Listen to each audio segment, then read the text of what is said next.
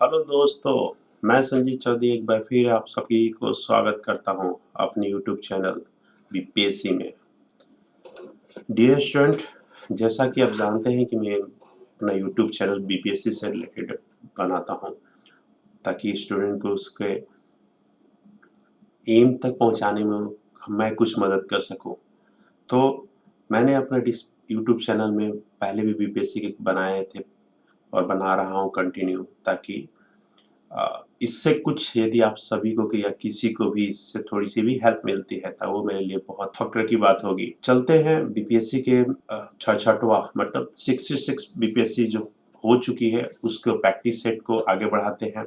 मैंने paper BPSC pre revision करके set बनाया है, चैनल बनाया है। उसमें पार्ट 1 पार्ट 2 पार्ट 3 करके नंबर 1 नंबर 2 नंबर 3 करके मैं सारा सॉल्व करूंगा।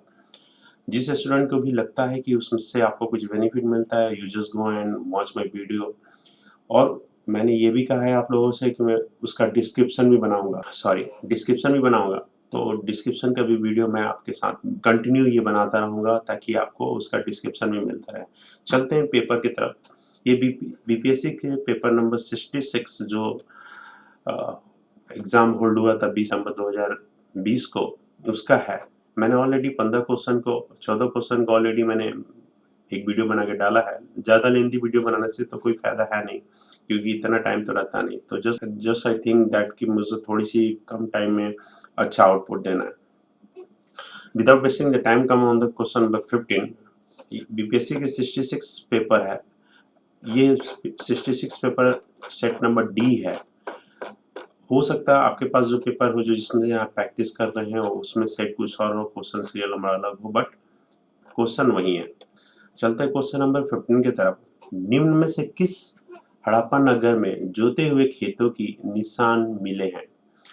आप जानते थे हड़प्पा के लोग खेती करने के लिए कारीगर थे, जो खेती करते थे। तो ऑप्शन ए कालीबंगा, बिल्कुल हो सकता है कालीबंगा में खेती होती हो। धोलावीरा, मोहनजोदड़ो में तो खुदाई हुई थी। लोथल, ये तो हमारा एक तरह के बंदरगाह टाइप का है। तो right answer is the Kalibangan. Kalibangan में सबसे पहले हड़प्पा लोगों ने खेती की थी। Question number 16। त्रिरत्न या तीन रत्न जैसे सटीक ज्ञान, सच्ची आस्था, सटीक क्रिया निम्न में से किससे संबंधित है? ये बौद्ध धर्म में मिलता है क्या? तो बौद्ध धर्म में इसका बहुत कुछ मिलता है, बहुत चीजें नहीं मिलती है। बट ये एक जो परंपरा है वो जैन धर्म में है। तो इसका राइट आंसर है ना तो ये बौद्ध धर्म है, ना तो ये हिंदू धर्म है। इसका राइट आंसर जैन धर्म, ईसाई धर्म में भी नहीं है।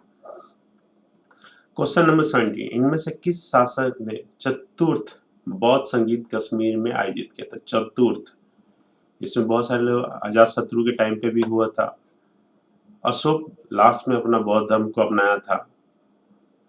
और जो पहला ऑप्शन है अशोक, दूसरा ऑप्शन अजात शत्रु, तीसरा है कनिष्ठ और चौथा है Kalashoka.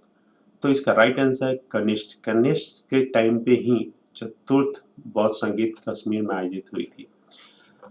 Let's on come the question number 18। निम्न में से किस भारतीय दर्शन ने परमाणु सिद्धांत का प्रतिपादन किया था? किसने किया था प्रतिपादन भाई? योगा के थ्रू तो प्रतिपादन हुआ था ना? हुआ नहीं था। न्याय के थ्रू तो नहीं हुआ था। संज्ञा, बिल्कुल सही है। संज्ञा के थ्रू इसका सिद्धांत को प्रतिपादन किया गया था। और इसका राइट आंसर है सी। बढ़ते हैं क्वेश्चन नंबर 19 के तरफ। किस दिल्ली सुल्तान ने रक्त एवं लोहा की नीति को अपनाई थी? रक्त एवं लोहा की नीति किसने अप्लाई थी? रक्त मतलब यदि बात करें तो उसमें मेहनत, लड़ाई झगड़े, काट पीट, लोहा का इस्तेमाल किसने किया था? तो ऑप्शन ए इतुतमिश। इतुतमिश इल्तुतमिश ने इसका रोल था? नहीं, बलबन जी राइट। बलबन ही दिल्ली का सुल्तान था जिसने रक्त और लोहा की नीति को अपनाई थी। Come on the question number 20। कौन सा मध्यकालीन भारतीय साम्राज्य व्यापक स्तर पर स्थानीय स्वशासन के लिए प्रसिद्ध था? स्थानीय स्वशासन के लिए प्रसिद्ध मतलब अपने राज्य में स्थानीय स्वशासन कानून को बनाए रखने के। कौन था? तो चालुक्य? बिल्कुल नहीं, चालुक्य नहीं था। तो फिर कौन था भाई? चोल? जी बिल्कुल सही है, right answer is Chola. Solanki भी नहीं था, परम्पार भी नहीं था, Chola is the right answer. इसी ने अपना भारत में साम्राज्य व्यापक स्तर का स्थानीय स्वशासन के लिए प्रसिद्ध था। बढ़ते हैं क्वेश्चन नंबर 21 के लिए। भारत का 13वां प्रधान बंदरगाह किस राज्य में स्थापित किया गया? 13वां राज्य प्रधान किस राज्य में स्थापित किया था? कहने के क्वेश्चन का तात्पर्य है कि भारत में ऑलरेडी 12 बंदरगाह है, 13वां भी अब हो चुका है। ये क्वेश्चन जब पूछा गया था उस समय ये प्रोसेस हो रही थी कि क्या, I don't know, but right now 13वां बंदरगाह केरल में नहीं, उसमें पहले से था। गुजरात में लोथल बंदरगाह आपने देख ही लिया, वो पहले से ही था। महाराष्ट्र, यस, महाराष्ट्र में भी पहले से मुंबई बंदरगाह था, दूसरा बना जवाहरलाल नेहरू बंदरगाह। अब आता है कि जवाहरलाल नेहरू बंदरगाह का दूसरा नाम क्या है? तो इसका डिस्क्रिप्शन में आप मुझे आंसर दीजिएगा कि इसका 13वां जो बंदरगाह जो महाराष्ट्र में है, जिसका नाम जवाहरलाल नेहरू था, जिसका नाम अभी परिवर्तित हो गया, उसका नाम अभी चेंज करके कौन सा है? मुझे डिस्क्रिप्शन में इसका आंसर दीजिएगा। तो इसका राइट आंसर है सी, महाराष्ट्र में 13वां बंदरगाह स्थापित किया गया है। ये किया जाने वाला था, ये था 2020 के क्वेश्चन। राइट नाउ आप 2022 में हैं, तो 2022 में ये ऑलरेडी काम पूरा हो चुका है। आते हैं क्वेश्चन नंबर 22 पे। निम्न राज्यों में से कौन सा राज्य भारत में सर्वाधिक सौर ऊर्जा उत्पादन है, या बोल सकते उत्पादन करता है? सौर ऊर्जा। तो सौर ऊर्जा की बात करते हैं। सौर ऊर्जा भाई होता क्या है? तो सूर्य से जो हम एनर्जी का कलेक्ट करते हैं और उसको कन्वर्ट करते हैं इलेक्ट्रिक एनर्जी में, उसको सौर ऊर्जा कहते हैं। तो सौर ऊर्जा में आपको पता होना चाहिए अभी इंडिया बहुत बिग रोल प्ले कर रहा है in the level of the world. तो भारत में कौन सा राज्य जो सबसे ज्यादा करता है? तो ऑप्शन है पहला तेलंगाना। जी नहीं, तेलंगाना इसलिए नहीं करता है क्योंकि अभी तेलंगाना जस्ट अलग ही हुआ है, नया राज्य बना है। तो जिस राज्य में ऑलरेडी 2 पार्ट में हो गए, तो जो पहले ज्यादा ही करता था वो अब उतना नहीं कर पाएगा, क्योंकि अभी उसको सेटअप पूरा करने में बहुत टाइम है। तो है क्या भाई? कर्नाटक? जी बिल्कुल, तो राइट आंसर है कर्नाटक। सबसे ज्यादा सौर ऊर्जा का उत्पादन कर्नाटक में होता है। देखिए आंध्र प्रदेश में भी होता है, राजस्थान में भी बहुत सौर ऊर्जा का होता है, तेलंगाना में भी होता है, बट सबसे ज्यादा होता है कर्नाटक में। बढ़ते हैं क्वेश्चन नंबर 23 की तरफ। खनिज और जिले, खनिज और जिले के निम्न जोड़ों में से कौन सा जोड़ा सही है? मतलब खनिज और उसका कौन सा जिले में उत्पन्न होता है, ये बताना है आपको। तो चलते हैं ऑप्शन की तरफ। लाइमस्टोन, कैमोर? बिल्कुल, साउथ साइड में कैमोर है, कैमूर में लाइमस्टोन ज्यादा होता है, साउथ साइड में ज्यादा होती है। तो पहला option is the right answer. Mica Bhagalpur में? नहीं, माइका कहाँ होता है, ये मुझे डिस्क्रिप्शन में आप आंसर देंगे। कार्टाइज्ड मधुबनी बिहार? नहीं। लैंडजिंक गया बिहार? लैंडजिंक बिल्कुल नहीं। The right answer is A, limestone Kaimur. बढ़ते हैं क्वेश्चन नंबर 24 की तरफ। उद्योग और स्थान के निम्न जोड़ों में से कौन सा जोड़ा सही नहीं है? इसमें सही कौन सा नहीं है ये बताना अपने को। तो ऑयल रिफाइनरी बरौनी, बहुत बड़ा ऑयल का रिफाइनरी है बरौनी में। सीमेंट, बाजरी, सीमेंट का भी बहुत बड़ा उद्योग है बाजरी में। फर्टिलाइजर भौराही, ये भी सही है, राइट। एंड रेलवे डिब्बा और अभियांत्रिक भागलपुर में। तो इसका आंसर है डी, भागलपुर में रेलवे डिब्बा और रेलवे डिब्बा का तो बिहार के और भी पार्ट्स में होते हैं, बट अभियांत्रिक इलेक्ट्रिसिटी वाली, तो इसका राइट आंसर है डी, भागलपुर में ये नहीं होता है। बिहार के निम्न जिलों में से किस जिले में ही पिडमोंट स्वैम्प मिट्टी पाई जाती है? पिडमोंट स्वैम्प मिट्टी किस में पाई जाती है और इसको बोला क्या जाता है दीदी? तो डियर स्टूडेंट, नाम पे आपको बहुत सारी चीजें आपको इंडिकेट करती है, नाम आपको बहुत हेल्प करता है, बट कंफ्यूज नहीं होना है। आपको पता है, पहले की एग्जांपल देता हूँ। अंग्रेज सबसे बढ़िया खेती बिहार में कुछ जगहों पे बहुत अच्छी से दबाव डाल के डालते थे, क्योंकि उस वहाँ पे खेती में बहुत सारी नमी होती थी जो बहुत उपजाऊ भी होती थी। नील की खेती भी कराते थे, आपको आइडिया हो तो ये हो है क्या आखिर पिडमोंट स्वैम्प मिट्टी पाई कहाँ जाती? तो स्टूडेंट आप थोड़ा सा चलते हैं, मधुबनी में किस चीज की खेती होती है? धान, गेहूं, और क्या होता है भाई? ये मधुबनी की भी मिट्टी बहुत उपजाऊ है, भागलपुर में की मिट्टी भी उपजाऊ है, बट इतना नहीं है। सीतामढ़ी नहीं, राइट आंसर इज पश्चिम चंपारण। क्यों? ये पश्चिम चंपारण नेपाल से टच करती है। जब नेपाल से टच करती है तो आपको पता होना चाहिए कि जब वहां पे नेपाल की नदियां अपनी कटाव लेके आती हैं तो वहां की मिट्टी चंपारण में भी आता है। बाढ़ हुआ, कुछ हुआ तो चंपारण भी उससे टच है। तो इस जगह पे पिडमोंट स्वैम्प मिट्टी पाई जाती है। बढ़ते हैं क्वेश्चन नंबर आगे की तरफ। क्वेश्चन नंबर 26, निम्न बिहार के निम्न प्रशासनिक विभागीय जोड़ों में से किस जोड़ से गंगा नदी नहीं बहती?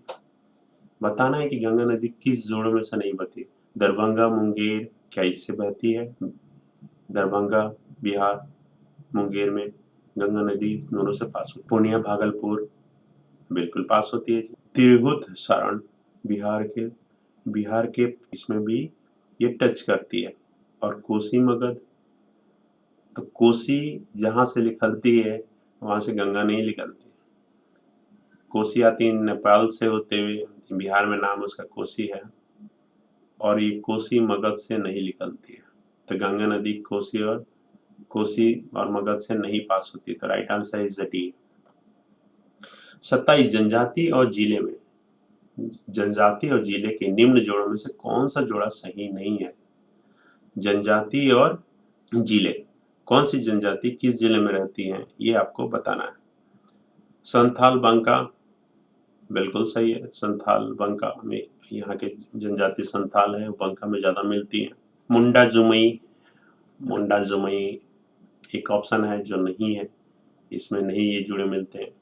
उराव, सोपौल, इसमें भी मिलते हैं। उराव में सोपौल मिलते हैं भाई, मिलते हैं जी, बिल्कुल मिलते हैं। और खरवा भागलपुर में मिलते हैं। एक करेंट अफेयर की क्वेश्चन नंबर 27 से जब नामा आया है तो आपको बता दूं, हो सकता है आने वाले पेपर में ये पूछे। बिहार के कचरा मुक्त शहरों में बिहार के सुपौल जिला सबसे टॉप है। ये करेंट 2022 का है कि कचरा मुक्त यदि बिहार के कोई एक शहर है या जिला है तो सुपौल है। बढ़ते हैं क्वेश्चन नंबर 28 की तरफ। बिहार राज्य के कुल भौगोलिक क्षेत्र की तुलना में समस्त वन क्षेत्र का प्रतिशत है। राइट, ये हमेशा पूछा जाता है, बार बार पूछा जाता है। और जैसा आपको पता है कि बिहार में पिछले जब नीतीश कुमार का शासन थी और अभी भी है, जो पिछले टाइम पे जब इनका कार्यकाल था उसमें इन्हें बहुत इस पे ध्यान दिया था और गांव-गांव में सड़क के किनारे पेड़ पौधे लगवाए गए थे। अभी भी कुछ है, बट पहले जो फर्स्ट टाइम था इनका तो उस समय ये बहुत तेजी से हमारा इम्प्रूवमेंट हो रहा था। तो इसका राइट आंसर है 28 का 7.27। भौगोलिक क्षेत्र मतलब जितना बिहार का क्षेत्र है उसमें क्या कितना प्रतिशत है? 7.27 द राइट। पहले कम था, 6.87 था, जिसे पहले जैसे मैंने आपको बताया कि उनके कार्यकाल में बहुत ध्यान दिया गया था, तो ये इम्प्रूवमेंट होकर 7.27 तक पहुंच गया था। 6.87 पहले था, 3.21 उसका कोई रोल नहीं था और 12.77 भी कोई रोल नहीं था। तो राइट आंसर ही था 7.27। बढ़ते हैं क्वेश्चन नंबर 29 की तरफ। निम्न में से किस जिले में बिहार का एकमात्र राष्ट्रीय उद्यान स्थित है? राष्ट्रीय उद्यान किस जिले में स्थित है? तो नालंदा में विश्वविद्यालय हो, भागलपुर में नहीं, पश्चिमी चंपारण बिल्कुल सही, अभी ऊपर भी आया था पश्चिमी चंपारण वाली बात है। मिट्टी से लेके कि कौन सी मिट्टी पाई जाती है, ये देखिए प्रीडमॉन्ट मिट्टी के जो पूछा जाता है। वैसे ही ये है एकमात्र राष्ट्रीय उद्यान, तो कौन है भाई? पश्चिम चंपारण में। पूर्वी चंपारण में भी नहीं है, क्योंकि ये पश्चिमी चंपारण कम इफेक्टेड करता है, और सिर्फ एक पश्चिम चंपारण ही जहाँ पे ये राष्ट्रीय उद्यान है। चलते क्वेश्चन नंबर 30 की तरफ। भौगोलिक क्षेत्र की दृष्टि से जापान का सबसे बड़ा द्वीप कौन सा है? तो भौगोलिक दृष्टि से जापान का सबसे बड़ा द्वीप कौन सा है भाई? तो होक्काइडो, हुन्सु, शिकोकू और कायुसु। तो इसका राइट आंसर है होन्सु। होन्सु जापान का सबसे बड़ा द्वीप है। Question number 31 is the last for this video. Greenland निम्न देशों में से किस देश का भाग है? ग्रीनलैंड। तो ग्रीनलैंड किसका है? ग्रीनलैंड का बहुत इंपॉर्टेंट रोल है, और ये जिस वहाँ के कंट्री का नंबर 1 बहुत सारी चीजों में आती है। तो ग्रीनलैंड निम्न देशों में से किस देश का भाग है? तो वो है डेनमार्क। तो दोस्तों आज इस वीडियो में इतना ही। नेक्स्ट वीडियो में भी मैं आगे के क्वेश्चन का आपको रिवाइज करूंगा, एंड डिस्क्रिप्शन भी आपको जल्दी दोनों चीज की मिलेगी। एक एक पॉइंट का मैं डिस्क्रिप्शन दूंगा ताकि आप इजिली उसको डिस्क्राइब से पढ़ सके, समझ सकें। आप सभी को एक बार फिर all the best for coming exam, and आप मुझे उम्मीद है कि आप बहुत जल्दी अपने एम को पूरा कर लेंगे। नमस्ते।